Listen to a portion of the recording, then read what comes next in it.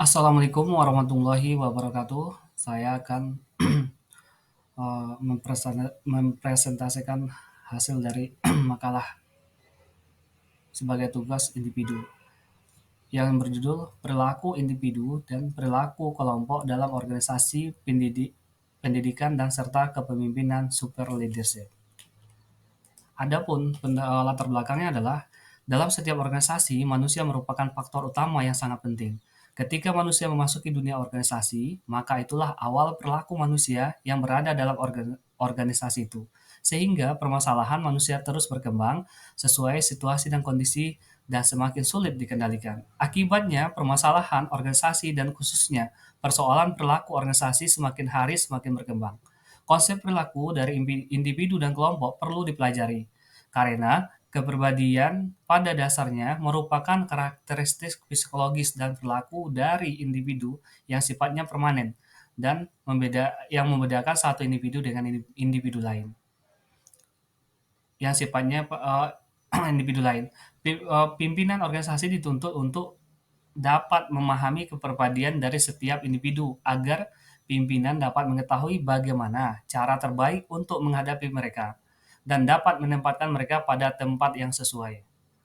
Walau walau dalam kenyataannya, dalam hal kesesuaian tenaga kerja yang dibutuhkan terkait dengan faktor individu sebagai tenaga kerja, organisasi tidak selalu benar mendapatkan dan menempatkan tenaga kerja yang benar-benar sesuai dengan harapan dan tuntutan dalam pekerjaan. Hal tersebut biasa karena individu benar-benar tidak sempurna. Adapun rumusan masalahnya, yang pertama bagaimana perilaku individu dalam organisasi, yang kedua bagaimana perilaku kelompok dalam organisasi, yang ketiga bagaimana kepemimpinan yang super leadership. Tujuan masalahnya, satu mengetahui bagaimana perilaku individu dalam organisasi, yang kedua untuk mengetahui bagaimana perilaku kelompok dalam organisasi, yang ketiga untuk mengetahui bagaimana kepemimpinan super leadership. Pembahasan yang pertama, perilaku individu dalam organisasi. Pengertian perilaku individu. Menurut Gibson, menyatakan perilaku individu adalah segala sesuatu yang dilakukan seseorang seperti berbicara, berjalan, berpikir, atau tindakan dari suatu sikap. Sedangkan menurut Kurt Lewin, perilaku individu pada dasarnya merupakan fungsi dari interaksi antara person individu yang bersangkutan dengan lingkungan. Menurut Sobyandi dan Garniwa, perilaku individu adalah sesuatu yang dikerjakan seseorang seperti berbicara dengan manajer, mendengarkan rekan kerja, menyusun laporan, mengetik memo, menempatkan unit barang ke dalam gudang, dan lain sebagainya. Perilaku merupakan fungsi interaksi antara individu dengan individu. Dari pengertian tersebut, perilaku individu dapat diartikan sebagai suatu sikap atau tindakan serta segala sesuatu yang dilakukan manusia, baik yang dilakukan dalam pekerjaan maupun di luar pekerjaan, seperti berbicara, bertukar pendapat, berjalan, dan sebagainya. Setiap individu mempunyai karakteristik yang berbeda, sehingga setiap manusia mempunyai keunikan tersendiri. Oleh sebab itu, antara individu yang satu dengan individu yang lain pasti berbeda. Ada beberapa alasan mengapa manusia berperilaku berbeda. Yang pertama, manusia berbeda perilakunya karena kemampuan tidak sama. Yang kedua, mempunyai kebutuhan yang berbeda. Yang keempat, berpikir tentang masa depan dan membuat pilihan tentang bagaimana bertindak. Yang keempat, memahami lingkungannya dalam hubungan dengan pengalaman masa lalu dan kebutuhannya. Yang kelima, banyak faktor yang menentukan sikap dan perilaku seseorang.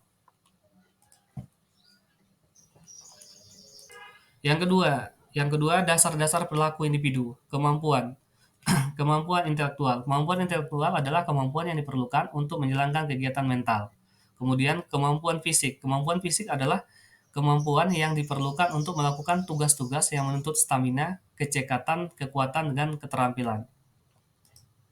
Yang kedua, karakteristik biografis. Karakteristik biografis adalah karakteristik pribadi, misalnya umur, jenis kelamin, dan status perkawinan yang objektif dan mudah diperoleh dari catatan pribadi. Karakteristik yang jelas berupa usia, jenis kelamin, status kawin, banyak tanggungan dan masa kerja dalam organisasi. Yang ketiga, pendekatan-pendekatan untuk memahami perilaku individu. Untuk memahami perilaku individu dapat menggunakan pendekatan yang dikelompokkan menjadi tiga. Yang pertama, pendekatan kognitif, yang kedua, pendekatan penguatan, yang ketiga, pendekatan psikotif.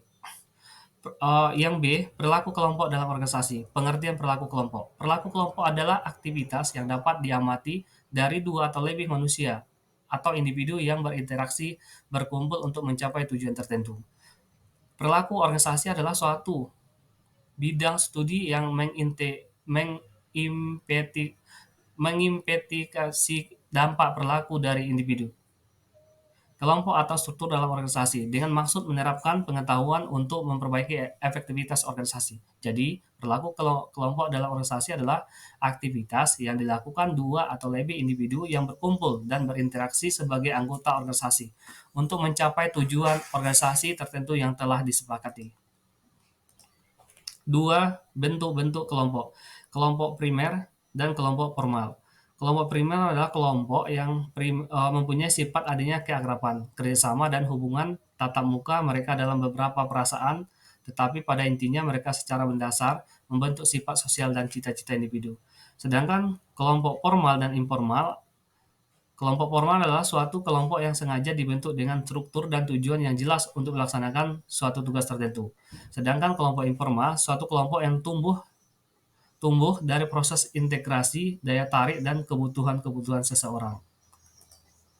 Yang ketiga, kelompok terbuka dan tertutup. Kelompok terbuka adalah suatu kelompok yang secara terus-menerus mempunyai rasa tanggap akan perubahan dan pembaruan. Sedangkan kelompok tertutup adalah hasil kemungkinannya kecil kemungkinannya menerima perubahan dan menjaga kestabilan. Fungsi-fungsi kelompok. Yang pertama, kelompok sebagai alat utama untuk mengurangi rasa ketidakamanan. Yang kedua, alat untuk melakukan tugas-tugas yang kompleks dan tugas-tugas yang memerlukan saling ketergantungan di antara dua orang atau lebih yang sukar dilakukan secara individu. Yang ketiga, alat utama pernyataan diri sendiri, pemilikan pengakuan diri. Yang keempat, alat untuk membantu memunculkan ide-ide baru. Yang kelima, alat untuk memenuhi kebutuhan afiliasi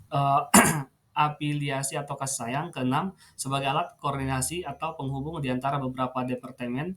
Yang ketujuh, kelompok dapat merupakan mekanisme pemecahan masalah yang membutuhkan pemrosesan sebagai informasi dan interaksi di antara anggota yang memiliki informasi yang berbeda. Manfaat kelompok bagi organisasi. Yang pertama, kelompok merupakan alat perjuang bagi anggotanya. Yang kedua, untuk meningkatkan inovasi dan kreativitas. Yang keempat, kelompok lebih baik daripada perorangan dalam pengambilan keputusan yang mengangkut orang banyak. Yang kelima, memperoleh keuntungan dari pelaksanaan pengambilan keputusan. Keempat, pengendalian dan mendisiplinkan anggotanya dibandingkan dengan mereka yang tidak masuk dalam kelompok. Yang keenam, membantu menangkis pengaruh-pengaruh negatif dari meningkatnya organisasi yang semakin besar. Yang ketujuh, kelompok adalah fenomena alami dalam organisasi yang berkembang, yang spontan, tidak dapat dihalangi, dan dibutuhkan oleh para anggota sebagai alat untuk mencapai tujuan. Kepemimpinan super leadership.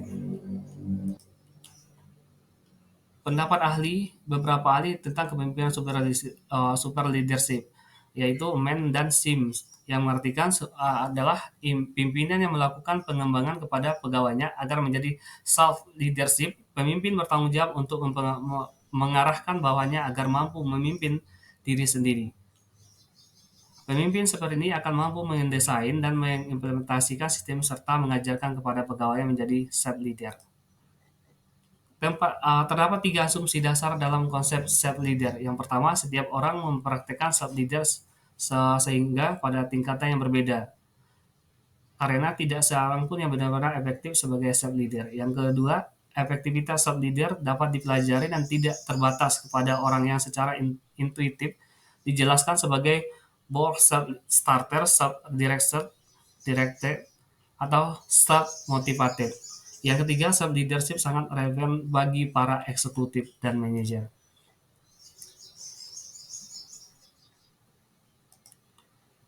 Terdapat beberapa pendekatan yang dapat dilakukan super leadership dalam membantu pegawai untuk menjadi mandiri. Yang pertama, memberikan contoh.